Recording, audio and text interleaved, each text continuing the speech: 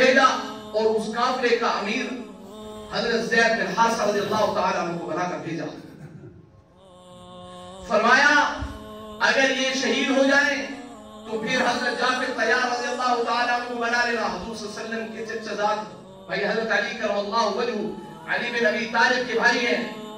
فرمایا زائد شہید ہو جائیں تو پھر جعفر کو بنا لینا. جعفر شہید ہو جائے تو عبداللہ بن رواحہ رضی اللہ تعالی عنہ کو اپنا امیر بنا لینا. اگر یہ بھی شہید ہو جائے پھر جس کو چاہنا امیر بنا لینا. ایک یہودی کھڑا تھا, اس نے کہا مبارک ہو تمہیں جنت کی بشارت مل گئی ہے.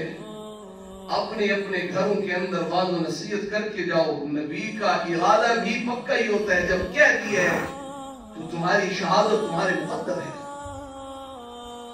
تمہاری شہادت تمہارے مقدر ہے. تو کہتے ہیں حضرت حضور صلی اللہ علیہ وسلم مسجد نبوی میں تشریف فرمائے. 700 کلومیٹر کا فاصلہ ہے, 700 کلومیٹر کا فاصلہ ہے. یہاں بیٹھ کے صحابہ کو بتا رہے ہیں کہ زید بن حارثہ آگے بڑھے اور کیا بہادرانہ طریقے کے ساتھ انہوں نے جہاد کیا اور شہید ہوئے, وہ جنت میں چلے گئے.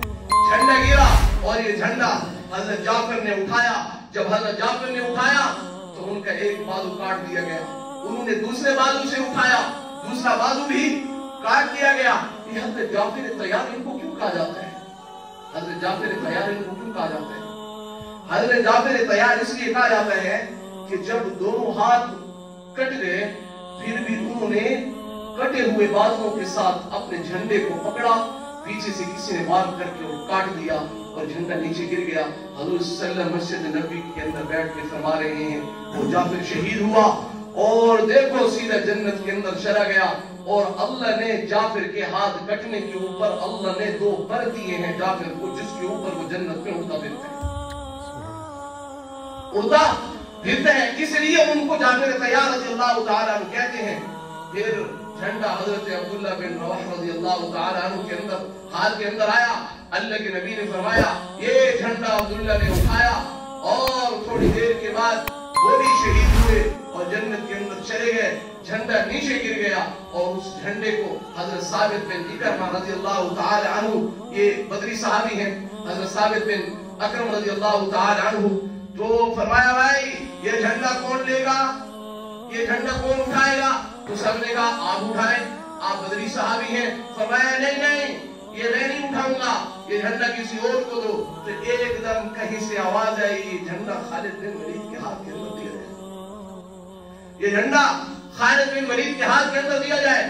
سب نے کہا ہاں یہ جھنڈا خالد بن ولید کے ہاتھ کے اندر دیا جائے, خالد اس جھنڈے کو اٹھائے گا.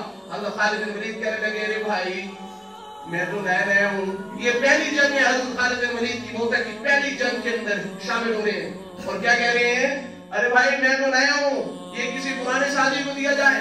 فرمایا نہیں یہ جھنڈا تو تم نے اٹھانا ہے. حضور صلی اللہ علیہ وسلم فرماتے ہیں حضرت خالد بن ولید رضی اللہ تعالی عنہ کے ہاتھ کے اندر جیسے ہی وہ جھنڈا آیا حضور صلی اللہ علیہ وسلم نے فرمایا اللہ نے اپنی تلواروں میں سے ایک تلوار کو نکال دی ہے. خالد وہ ہے جیسے ہاتھ کے اندر تلوار آئی. فرمایا ہاں اب دیکھو کہ بنتا کیا ہے. اللہ نے اپنی تلواروں میں سے ایک تلوار کو نکال لیا.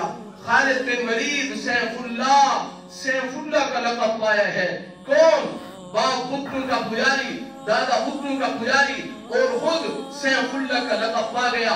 میرے نبی کا نور نبوت جیسے ہی سینے کے اندر اترا, میرے نبی کا نور نبوت جیسے سینے کے اندر اترا اور ہر چیز منور ہو گئی. جیسے ہی سینے کے اندر ایمان اترا ہر چیز منور ہو گئی. لا الہ الا اللہ سینے کے اندر اترا ہر چیز منور ہو گئی. جیسے ہی ایمان سینے کے اندر اترا پھر خالد نہیں رہا, وہ سیف اللہ بن گیا. خالد بن ولید رضی اللہ عنہ فرماتے ہیں اس جنگ کے اندر میری 9 تلواریں ٹوٹی ہیں جنگ لڑتے ہوئے. یہ مرد مجاہد اس سرزمین میں دیکھے ہیں کیا ماؤں نے دال جنت کے. ارے ایمان بہت بڑی دولت ہے, بہت بڑی طاقت ہے.